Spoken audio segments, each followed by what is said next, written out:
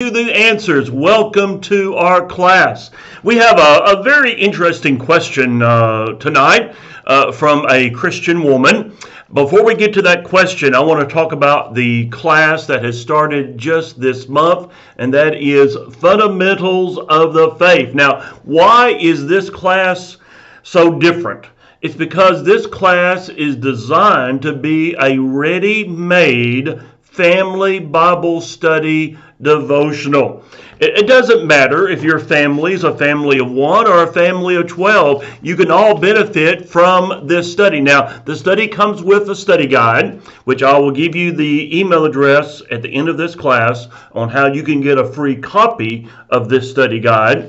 And it comes along with application questions based on the lesson. It has a memory verse to connect to the lesson, songs to remind you of the lessons, and even a reminder there to pray. What is this right here? That's a ready-made family Bible study devotional. So be listening. At the end of this class, I'll tell you how you can get your own copy of that study guide. Now, here's our question for tonight. As I said, it comes from a Christian woman. She is in her 40s. She says this: my husband has left the church. In other words, he has become unfaithful. Her question is there anything I can do?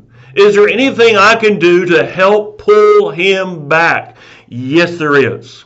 First and foremost, don't give up hope. Never give up hope. You see, until that person dies, there's always a possibility. There is always hope. Don't you give up hope. You have faith in the pull of the gospel. Join with me now in the book of Matthew. Matthew chapter 17, verse number 19. The disciples have been trying to remove this demon from this young boy. They failed. So they asked a question, verse 19. Then the disciples came to Jesus privately and said, why could we not cast it out? Why did we fail? So Jesus said to them, because of your unbelief. For assuredly I say to you, if you have faith as a mustard seed. Now, a mustard seed was very small. You will say to this mountain, move from here to there, and it will move, and nothing will be impossible for you. Go with me now over to the book of Mark. Mark chapter 11, verse 22. So Jesus answered and said to them. Now, this is in response to what happened to the fig tree. Notice what he says. Have faith in God, for assuredly I say to you, whoever says to this mountain, be removed and be cast into the sea, and does not doubt in his heart, but believes that those things he says will be done, he will have whatever he says. Therefore I say to you, whatever things you ask when you pray, believe that you will receive them and you will have them. Believe. I told this woman, don't lose hope. Don't lose hope in the power of the gospel. Believe. You keep on believing. It's like I've said many times before. If you pray for rain, you better grab an umbrella as you leave for work because you believe it's going to rain. Step number two. Step number two was mentioned there in that passage from Mark. I told this woman, you've got to pray. I promised her that I would join with her in that prayer, and I'm going to ask all of you to join with us in that prayer. You don't have to know his name. This is a private question that was sent to me, but God knows who we're praying about. God knows. Pray about this situation. I told this woman, you got to keep on praying. I said, pray every day, several times a day. Paul said in 1 Thessalonians chapter 5, verse 17, pray without ceasing. Don't give up. Have faith. And number two, keep on praying. Keep on praying. Prayer is a powerful tool that we often neglect. I promised her that I would be praying, and I hope you will join also with us in that prayer. Number 3, model loving Christianity. Model loving Christianity. You know, they say you can take a horse to water, but you can't make him drink. You can't force this on your husband. You can't force him to come back. You can't nag him or berate him or try to argue with him. Instead, model loving Christianity. Now, what am I talking about? Go with me over to 1 Corinthians. 1 Corinthians chapter 13. Notice what Paul says. Verse 1. Though I speak with the tongues of men and of angels, but have not love, I have become sounding brass or a clanging cymbal.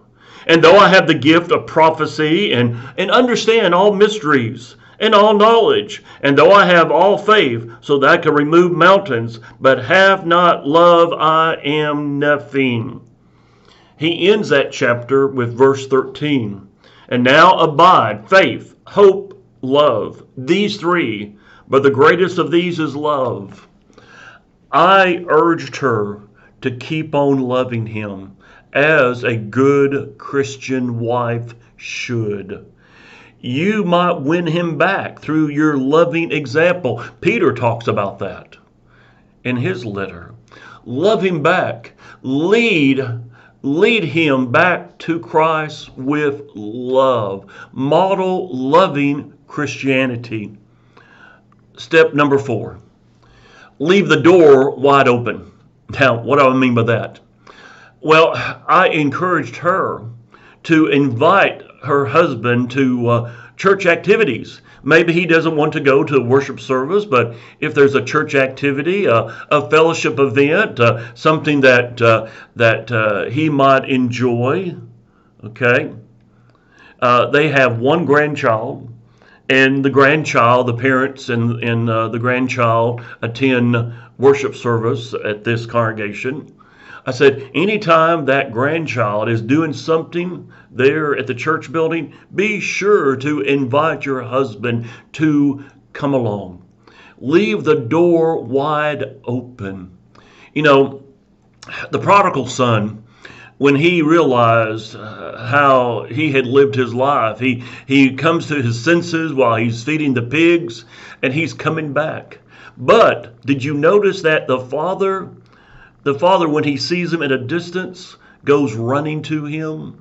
That father had left the door wide open for that prodigal son to return. So you likewise, you leave the door wide open. As many things that you can involve him in that's somehow connected either to the church or just church people. You know, going out to dinner with friends that happen to be Christians. That's leaving the door wide open.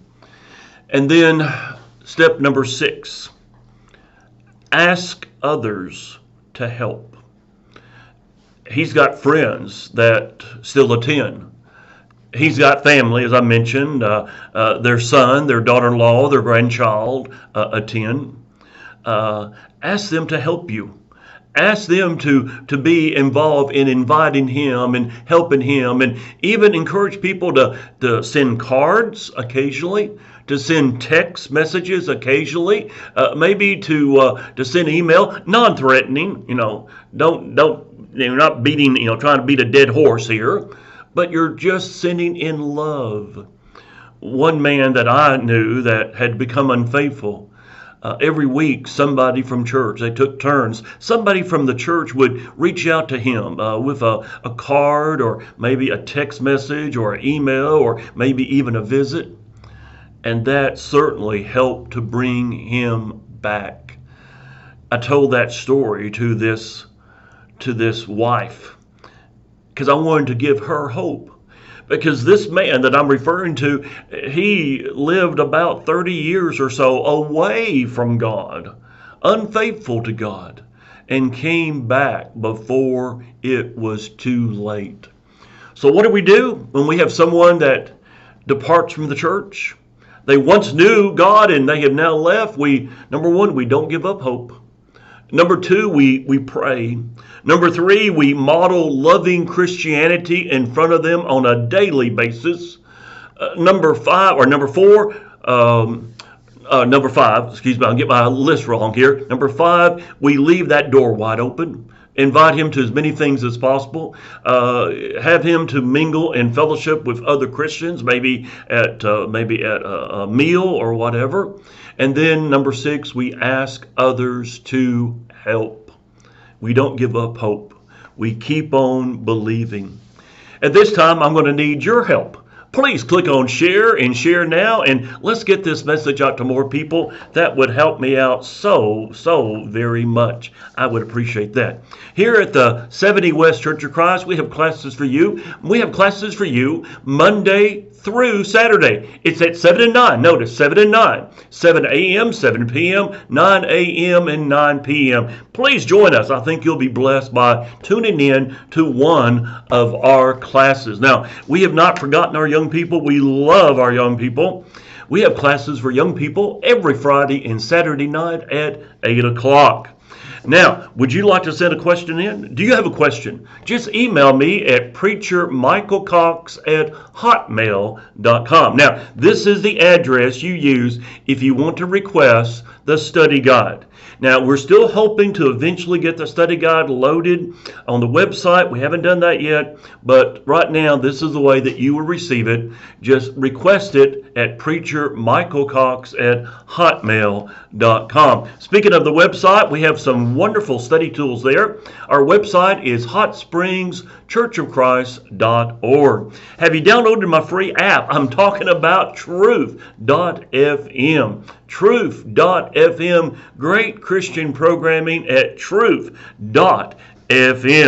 Would you like to be involved in a free Bible correspondence course? We've got a great one. Just email us at 70westbiblestudies@gmail.com.